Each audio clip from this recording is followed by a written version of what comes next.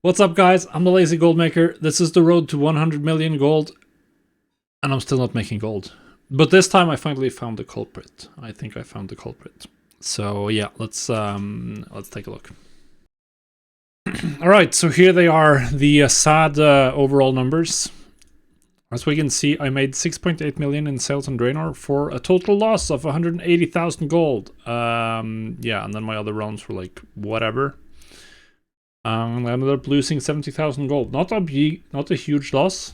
And I did obviously spend some gold on stuff that's not gold making related. Like I paid 100 and something K for alchemical flavor pocket. I did some leveling of professions and stuff like that. But even then, we should expect to make a lot more profit on this. I think I've pinpointed the issue, which we'll look at alongside the mailboxes. Because the sales are pretty high. The sales are pretty high, obviously. But I mean, this number is just disgusting with this much sales. This is awful. There's no way around it. So apparently I'm struggling to make gold a lot more. Well, I think it's one specific market. I think it's weapon enchants. I bought a bunch of resonant crystals when they were like 1300 gold, and they're now 600 gold. So I think I took a loss on those. I bought those like just after I made the last video. I stocked up, and I probably, as far as I remember, resonant crystals just tanked after that day pretty quickly. So yeah, here we have Oribos exchange. We can look up the resonant crystals. It took a couple of days after I bought around here for 1300. And then I probably sold most of my enchants here, so I'm a little surprised that I was unlucky, and then prices have gone down very significantly. But I also did craft like some chest enchants and some other stuff in this period, which I probably lost a decent chunk of gold on.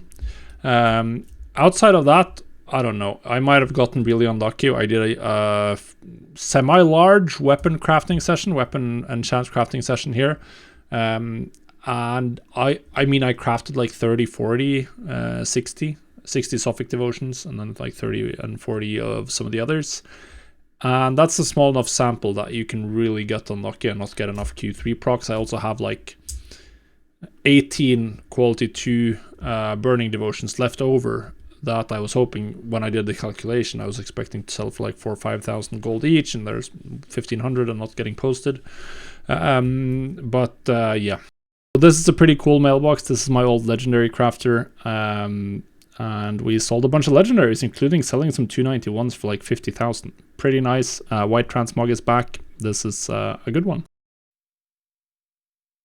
So this is my engineer, and it's been one of the professions that I'm unsure if I've made gold with, but I don't trust craft sim completely for all of these recipes.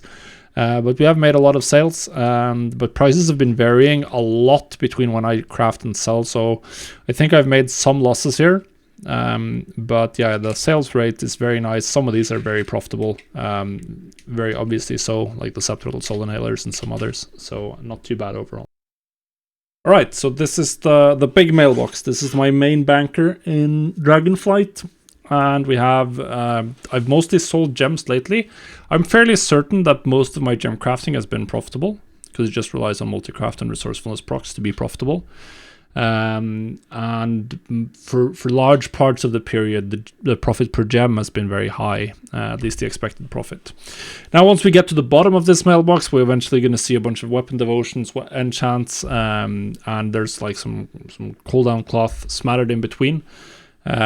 The enchants I'm more uncertain of, but I could be off there. I could be off on the gems as well, considering how little profit we've made. So this probably warrants like a deeper dive, and maybe I need to even refine my operations even more to make sure I'm actually making a profit. I'll have to think a little bit about that. I can fairly easily calculate like the average value of multi-craft and resourcefulness for gems. And perhaps just rely on crafting as the price source. And I think that's probably what I'll have to do going forward, to make sure that every gem is being posted for a profit. So yeah, this is it. We are leaving off this week with the pretty much the exact same amount of gold I started 2 weeks ago. So we spent a lot of gold, lost gold, and then we made it back. So we'll see what we do this week. Try not to go as deeply into the red essentially, and we'll see if we can avoid some of these expenses. Sadly, it's a little bit hard to figure out what your highest expenses are, but we can see. And TSM doesn't have everything, absolutely everything. Most of my gold was spent like a little bit more than 14 days ago. If we go by days, we can see here that I have a massive purchase just around here of resonant crystals. 200k. There's another one. Yeah, 1.4 million here at 1500 per, which is very expensive, and was expensive for the time as well, which is the really bad thing. Like for that reset, that ended up being an expensive price for the resonant crystals, and that probably lost me a decent chunk of gold. But even the last 14 days, we've spent gold on stuff. Not all of it that expensive. Resonant crystal has once again been something we spent gold on.